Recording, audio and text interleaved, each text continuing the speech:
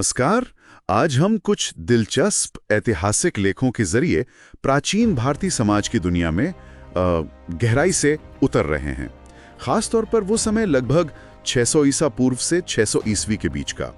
ये लेख उस दौर के समाज, परिवार, मान्यताएं, इन सब पर काफी रोशनी डालते हैं। हमारा मकसद क्या है? इन स्रोतों से वो जरूरी बातें निकालना, समझना कि समाज चलता कैसे था, नियम क्या थे और क्या लोग मानते भी थे उन नियमों को हमेशा। चलिए देखते हैं जरा। बिल्कुल। और हम ये भी देखेंगे कि इतिहासकार कैसे इन ग्रंथों का, जैसे महाभारत है या फिर शिलालेख हैं, इनका इस्तेमाल करते हैं उस समय के सामाजिक रिवाजों को, बदलावों को समझने के लिए।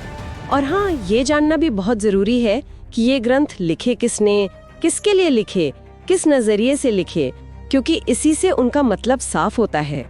जाहिर है, 1,00,000 श्लोक, ये सिर्फ कौरवों पांडवों की लड़ाई की कहानी तो है नहीं। जैसा हमारे स्रोत बताते हैं, ये उस समय के समाज का भी एक तरह से आईना है। अलग अलग वर्ग, अलग अलग हालात, सब दिखता है। और बनने में से करीब 1000 साल लगे। हाँ बिल्कुल। और इसी की वजह से 1919 में वी.एस. सुखथांकर ने एक बहुत ही बड़ा काम शुरू किया था, महाभारत का समीक्षात्मक संस्करण बनाने का। उन्होंने देश भर से पांडुलिपियां जमा की, अलग अलग लिपियों में, फिर हर श्लोक का मिलान किया ताकि एक तरह का, आप कह सकती हैं, मूल पाठ तैयार हो सके। अच्छा। इसमें 47 साल लग गए, पर जो बात निकल कर आई वो बहुत दिलचस्प थी। क्या बात? 2 चीजें। एक तो ये कि कश्मीर से लेकर तमिलनाडु तक कई हिस्सों में, कई श्लोकों में गजब की समानता थी। मतलब विचार कितने फैले हुए थे। लेकिन साथ ही बहुत सारे क्षेत्रीय अंतर भी थे। और ये अंतर दिखाते हैं कि कैसे, जो बड़ी परंपराएं थी और जो स्थानीय सोच थी, उनके बीच एक तरह का संवाद, एक लेन देन चलता रहा होगा। ये दिलचस्प है। अच्छा, महाभारत की जो मुख्य कहानी है उसमें एक चीज साफ दिखती है, पितृवंशिकता। वंश पिता से बेटे को, फिर पोते को। राजगद्दी हो या जमीन जायदाद, वो बेटों को ही मिलती थी। ज्यादातर राजवंश यही तरीका अपनाते थे, है ना, जैसा स्रोतों में है। हाँ, ज्यादातर तो यही था।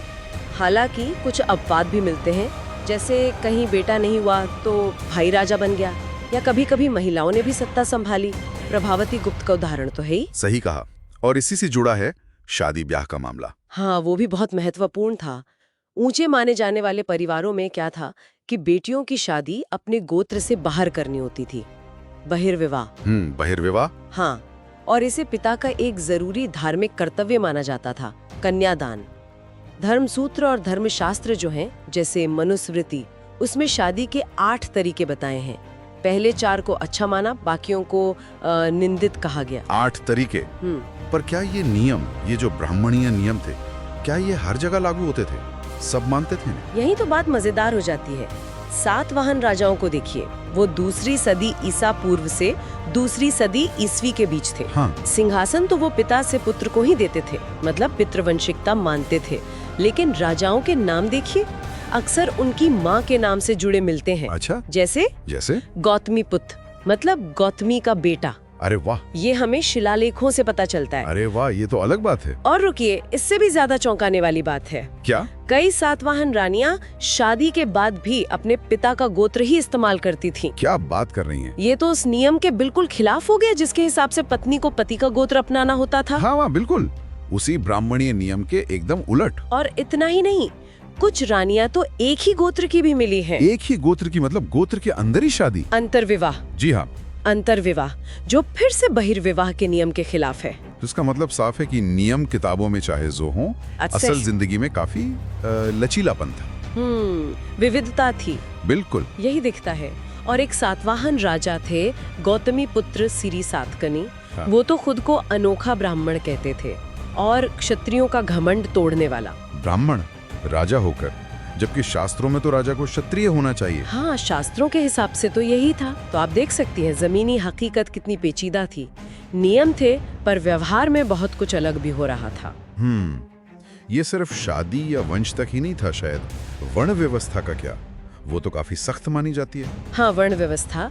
ब्राह्मणीय ग्रंथों ने तो समाज को 4 वर्णों में बांटा, ब्राह्मण, क्षत्रिय, वैश्य, शूद्र, और कहा कि ये ईश्वर की बनाई व्यवस्था है, जन्म पर आधारित है, हर वर्ण के लिए काम भी तय कर दिए, आदर्श जीविका।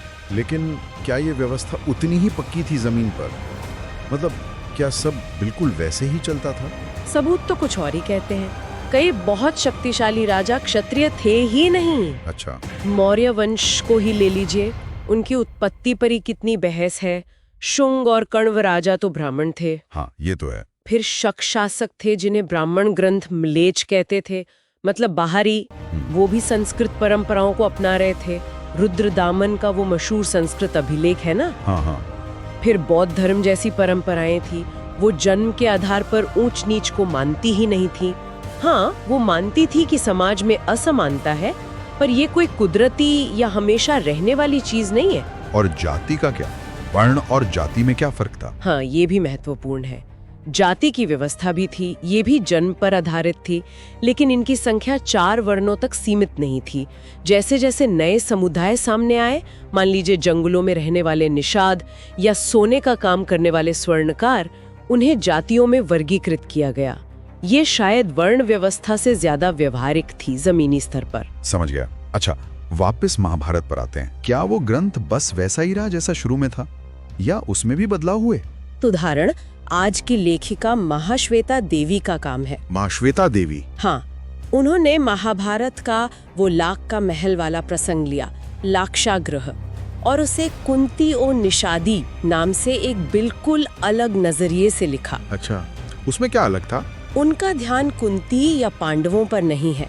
उनका ध्यान उस निषाद माँ और उसके 5 बेटों पर है जो पांडवों की जगह उस महल में जलकर मर गए थे। एक ऐसी घटना जिस पर मूल संस्कृत महाभारत में ज्यादा कुछ कहा ही नहीं गया है, लगभग चुप्पी है।